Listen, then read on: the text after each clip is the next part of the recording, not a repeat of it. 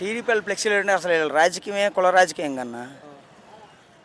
వీళ్ళు చేస్తున్నంతా కులాల మధ్య గొడవలు పెట్టి రాజకీయం లాక్కోవడమే కదండి. వీళ్ళకి కావాల్సింది పదవి. వాళ్ళకి ఎలా గెలిచామనేది కాదు, దేవుడు లేదు ఏం లేదు. దేవుడు కాలం వచ్చి పెడితే పోతాంలే అనుకుంటారు కానీ పర్టికులర్గా దేవుడి మీద మెన్షన్ చేసేమి లేదు.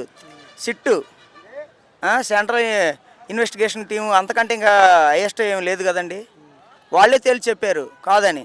ఇప్పుడు నిన్న అంబటి రాంబాబు గారు కూడా ఫ్లెక్సీ దగ్గరికి వెళ్ళి నుంచొని ఇది తొలగించండి, ఇది అబద్ధ ప్రచారం, ఇది వాస్తవం కాదు, నేను చెంచలేక కాదు అని అన్నారు. దాంట్లో తప్పేం లేదండి. ఇప్పుడు ఇది భారతదేశం లౌకిక ప్రజాస్వామ్యం కలిగిన దేశం. రాజ్యాంగంలో అందరికీ స్వతంత్ర హక్కు ఉంది, ఎవరైనా మాట్లాడే హక్కు ఉంది, భావస్వేచ్ఛ హక్కు ఉంది.